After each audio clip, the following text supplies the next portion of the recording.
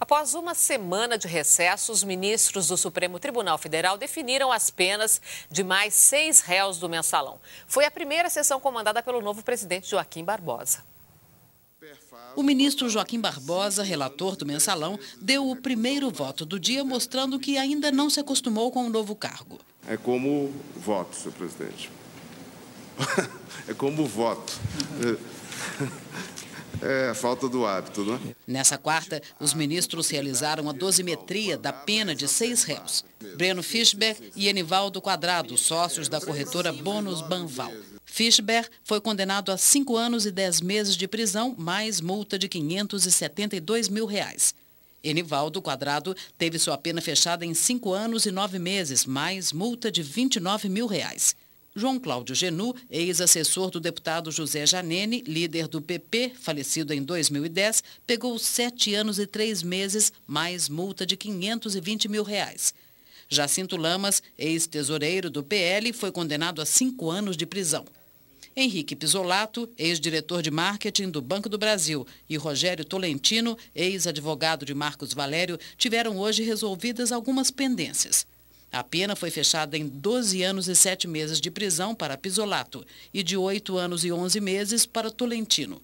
A dosimetria dos réus do mensalão continua na próxima segunda, quando devem ser definidas as penas para os ex-deputados Valdemar da Costa Neto e Roberto Jefferson, delator do esquema de corrupção. Como é que o senhor tem acompanhado esse julgamento do mensalão, as penas que estão sendo definidas? Veja, as penas estão sendo estabelecidas acima do mínimo legal, como o Código Penal permite.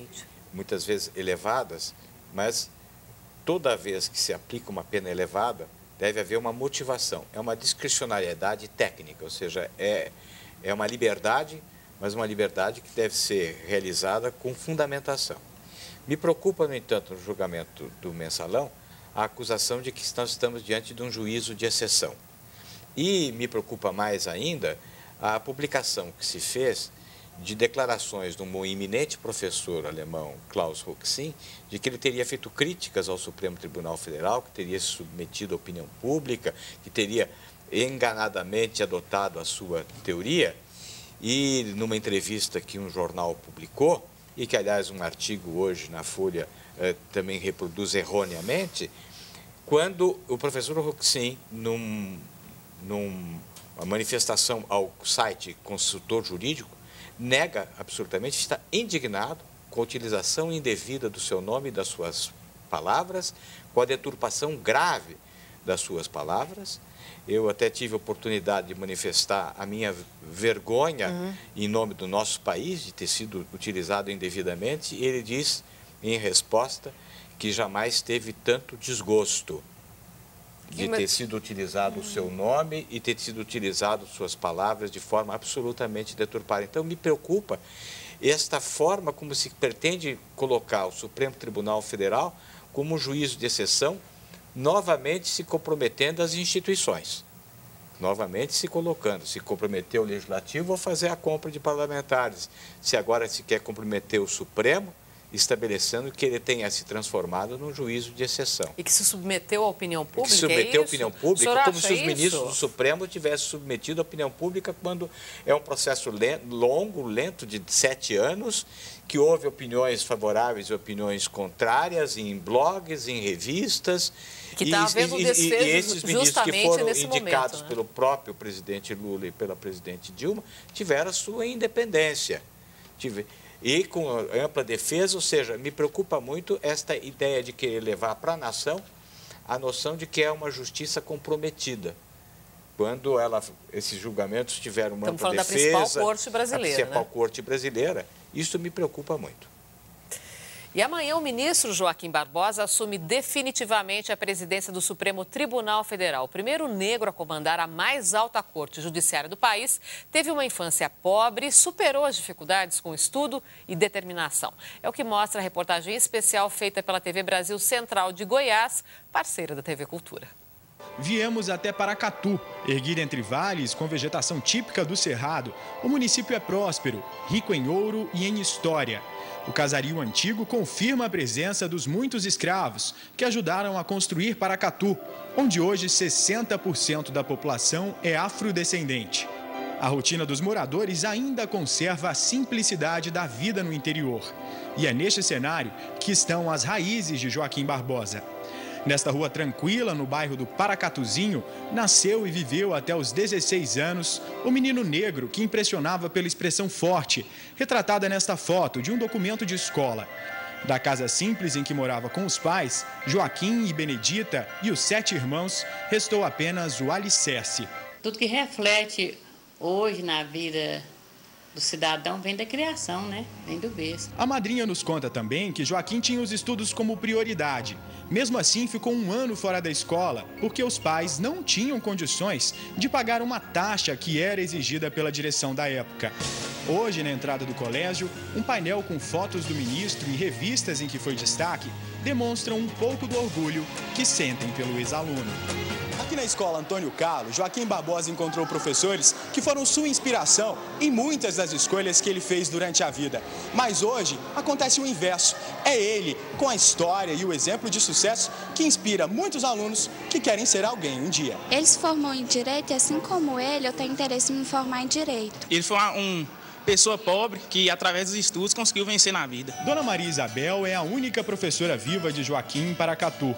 Lecionou português a ele na 6ª série. Ótimo aluno, muito sério, calado, sentava nas primeiras carteiras e nada reclamava do seu procedimento. Mas na sala de aula era exemplar. Companheiro de infância, Benedito Conceição, o Bordã, apelido que o próprio Joaquim lhe deu, conhece bem a história do amigo enquanto ele morou em Paracatu. O pai dele tinha uma olaria, então a gente saía, ia trabalhar com o pai dele, e aí à tardezinha a gente vinha embora. E aí vinha tomar banho ou pescar, ou vinha para cá, para o campo aqui, jogar futebol. Daí, 7 horas da noite, ele pegava nos estudos e só parava no outro dia. Desde cedo, Joaquim precisou lidar com preconceito. Porque se a pessoa chegar, ficar encolhido no canto, ele não vai mostrar nada.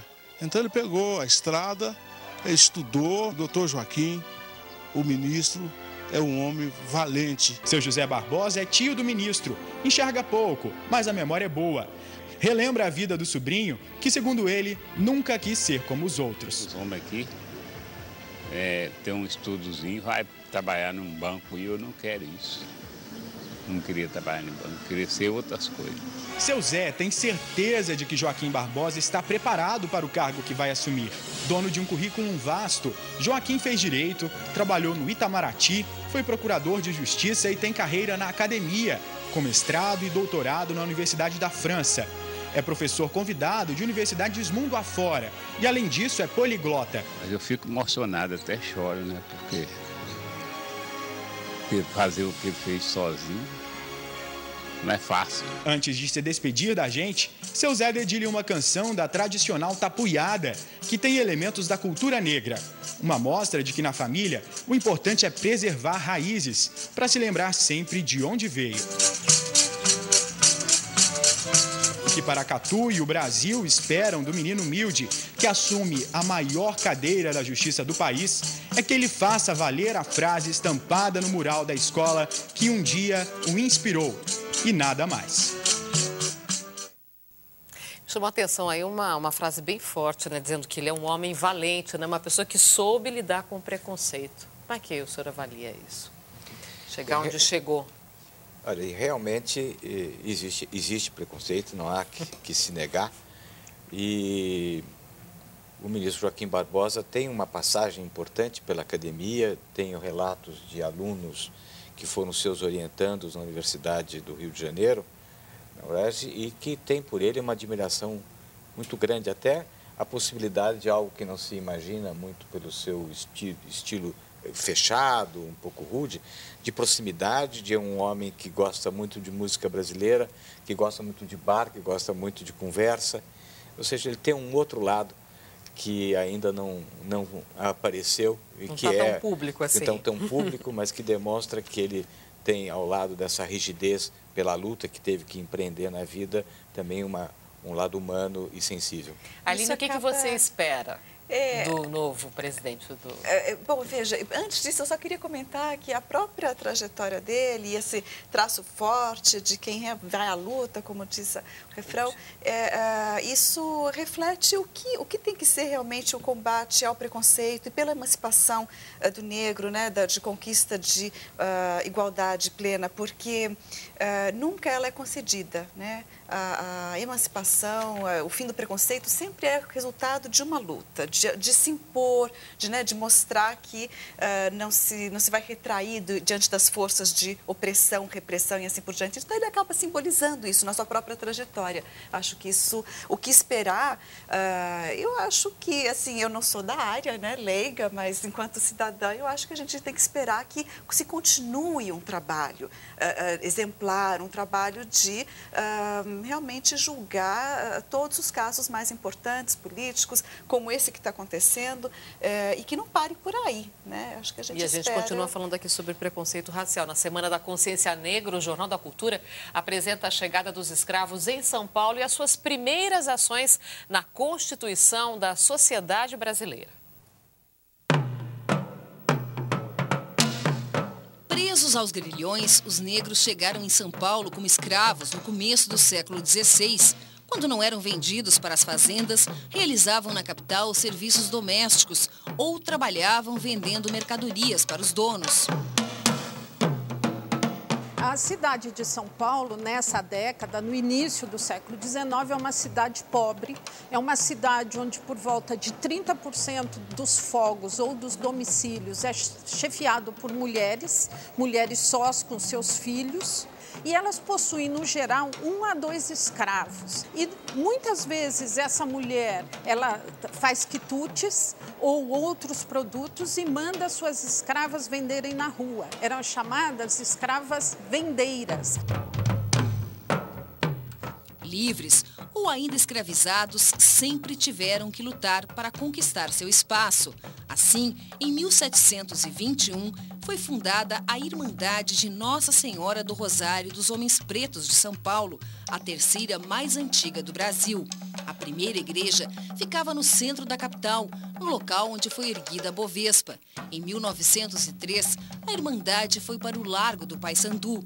A pedra fundamental, uma cruz de malta, está no subsolo da igreja, que abriga ainda a imagem original de Nossa Senhora do Rosário, invocada pelos escravos nos navios negreiros, na longa viagem que os trazia da África para o Brasil.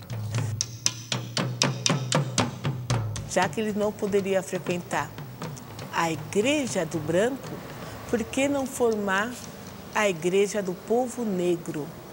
Então, os negros alforriados, junto com os negros escravos, no seu momento livre, formaram a capela de Nossa Senhora do Rosário dos Homens Pretos de São Paulo. Os escravos e os negros condenados à morte eram executados no Largo da Forca, onde hoje está a Praça da Liberdade, marco da colonização japonesa em São Paulo. Você sabe o que existia aqui antes da Praça da Liberdade? Realmente não faço ideia. Eu não sei o que existia aqui. Existia lá a Igreja dos Enforcados, a escravidão, não é isso? Muito bom saber. Os escravos eram enterrados no cemitério dos Aflitos. Da época, só restou a capela, erguida em 1779 e hoje tombada pelo Instituto do Patrimônio Histórico de São Paulo. Essa é a capela do primeiro cemitério de São Paulo.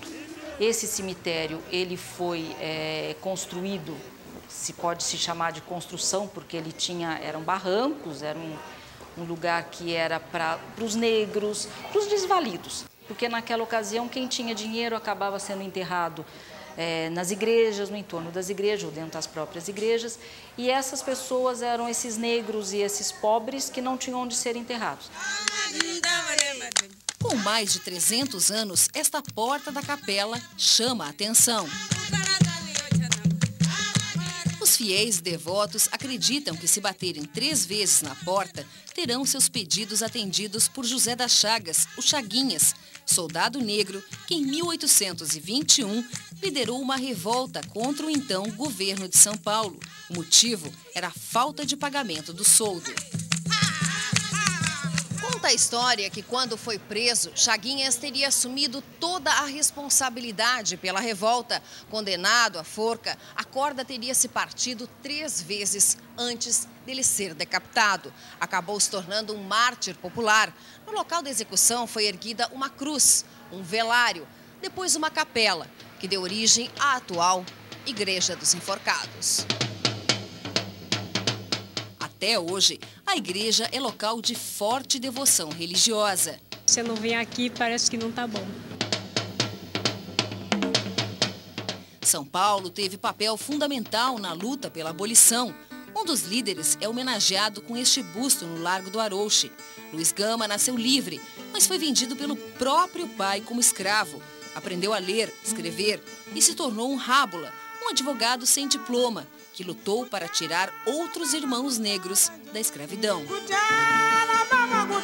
Ele foi extremamente corajoso e ele se articulou com outros advogados, com escreventes da polícia, com avaliadores judiciais. Ele vai formando uma primeira rede de apoio ao abolicionismo. E amanhã o Jornal da Cultura conta um outro capítulo da história dos negros em São Paulo com o fim da escravidão. A gente vê aí uma luta sangrenta pela liberdade, que me parece foi conquistada. Agora a gente precisa vencer ainda o preconceito, não? Agora, Luiz Gama é uma grande figura da história brasileira. Aliás, há um livro muito importante de Nelson Câmara sobre o Luiz Gama. O Luiz Gama tinha um escritório ali perto da Quintino Bocaiúva, que era frequentado por Rui Barbosa, por exemplo, que recebia um entusiasmo de Luiz Gama a favor da abolição. E ele propunha as primeiras ações, as ações chamadas ações de liberdade, em que se requeria ao juízo o reconhecimento da liberdade do escravo, porque ele era maltratado, porque ele era abusado, ou porque ele tinha entrado no Brasil depois de 1826, quando se determinava que os escravos deviam, não haveria mais, quem entrasse no Brasil não seria mais escravo. Ou seja, o Luiz Gama teve um papel importantíssimo de fazer uma advocacia pro bono, gratuita, aos seus colegas de classe, ou seja, aos seus colegas de cor, como um rábula que entusiasmou a juventude. Um deles, o principal, sem dúvida nenhuma, Rui Barbosa. Eu queria voltar aos tempos de hoje e colocar na discussão a questão das cotas para negros. Como é que vocês veem essa questão? Eu acho que cota é uma política de ação afirmativa que faz sentido completamente olhando a nossa história, né? E essa história, muito rapidamente, bom, se de fato houve, como bem mostrou a matéria, heróis que lutaram e que favoreceram e acabaram fazendo com que houvesse finalmente a abolição, né? Após em etapas e gradual, como era a política da monarquia, essa abolição gradual, né? Também acho que é importante para a gente, inclusive, entender o preconceito e como que ele se alastra até hoje, tanto tempo após a abolição, entender que era política da monarquia chegar a essa abolição e porque havia um interesse econômico, quer dizer, esses negros alforriados deveriam passar a servir de mão de obra livre, que pudesse se locomover, se movimentar, sair então das fazendas e barata. Barata. Então, isso era fundamental. E o preconceito foi instrumental na manutenção dessa mão de obra como mão de obra barata, subpaga. Então, o preconceito teve um papel histórico, e tem até hoje, um papel histórico no próprio desenvolvimento do capitalismo brasileiro. E então acho que a política de cotas, claro, ela tem que ser discutida, ela tem que ser muito bem pensada, qual que é toda a política para a educação também tem que ser levada em conta, não é realizar cotas sem fomentar toda a educação. E tem até uma nova cota aqui, que é para a produção cultural, de audiovisual, cinema, documentário e tal. Você colocar negros em todo o processo produtivo cultural. Eu acho que isso é um processo natural, quer dizer, falta inserção, né? Essa inserção tinha que ser espontânea, voluntária, né, democrática, uma coisa... Idealmente. Como é que o senhor vê essa questão? Olha, eu tenho um pouco de receio. Ter que garantir um pouco de receio de você acabar, com cota. especialmente no campo da universidade, com mérito. Eu tenho muito receio de que, Você tem receio desse sistema de cotas? Ao se criar as cotas e só cotas, você esteja a privilegiar aqueles que não vão estar em condições, porque não tiveram a devida atenção no curso fundamental, de seguir o curso universitário simplesmente porque são de cor negra e que não vão se dar bem depois na profissão. O senhor está falando no contexto não adianta esse verniz. Não adianta esse verniz. Sabe? De academia, mas assim, repartição pública, enfim, essa questão... Sim, isso você pode ter em vários setores, mas no campo da universidade, com a decisão de colocar 50% das cotas das universidades federais para negros, é um verniz, porque você vai estar colocando pessoas que não têm condição de seguir o curso como membros da academia, membros da faculdade, simplesmente porque são negros. Isso vai ser contra eles. Isso vai reverter contra ao longo do tempo. Está se invertendo, está se colocando, está se invertendo a pirâmide, está se fazendo com que haja atendimento ao negro por ser negro na universidade, sem dar a devida atenção, efetivamente, para o curso fundamental. Então, isso é muito perigoso, porque vai reverter e vai se voltar contra, infelizmente. Tá certo. E o caso das meninas índias exploradas sexualmente em São Gabriel da Cachoeira, no Amazonas, passa para a responsabilidade da Polícia Federal. Segundo a Procuradoria-Geral da República, que determinou a transferência dos inquéritos da Polícia Estadual para a Polícia Federal, a competência para investigar crimes contra índios é da União. Há mais de um ano, corre um inquérito na Polícia Civil, mas o Conselho Tutelar da Infância e da Juventude do município faz críticas à demora nas apurações. O caso ganhou repercussão com a denúncia feita pela freira italiana Giustina Zanato, que desenvolve um trabalho social com crianças na cidade. Segundo ela, existe uma rede organizada que alicia meninas indígenas de 10 a 14 anos para prostituição infantil. Elas acabam vendendo a virgindade em troca de alguns reais, celulares, roupas ou alimentos. 12 meninas indígenas prestaram depoimento à Polícia Federal e confirmaram os abusos. Elas apontaram 9 homens como responsáveis. Entre eles estão empresários e pessoas influentes na cidade. A irmã Giustina e integrantes do Conselho Tutelar vêm recebendo ameaças por terem denunciado a situação. E a ministra da Secretaria dos Direitos Humanos, a Maria do Rosário, se reuniu ontem com a irmã Giustina em São Gabriel da Cachoeira. Segundo a religiosa, a ministra garantiu que os crimes cometidos contra as meninas indígenas não ficarão impunes. O que a gente pode esperar? Ela vai conseguir ver essa justiça sendo feita, a irmã? Porque ela está sendo ameaçada. Pois é, que bom que a gente está conseguindo ver esse caso avançar, né? Eu acho que isso em grande medida se deve também à denúncia da imprensa e um apelo que acho que todos pensam igual nesse momento, né? A gente está conversando, que não se deixe cair no esquecimento, porque realmente a denúncia foi muito corajosa e as ameaças contra a irmã Giustina são ela se mantém firme muito lá, graves. A irmã. Então, a gente tem que realmente ficar com o olho em cima até se resolver isso. E dar efetivamente proteção. Pois é. Isso é importantíssimo. Na hora que a Polícia Federal assume, ela tem a responsabilidade de garantir a integridade física da Giustina. Obrigada. E a seguir, leilão para operar trem-bala é transferido para segundo semestre de 2013. Veja também, apesar da incerteza sobre a conclusão das obras dos estádios, a FIFA inicia a venda de ingressos para a Copa das Confederações.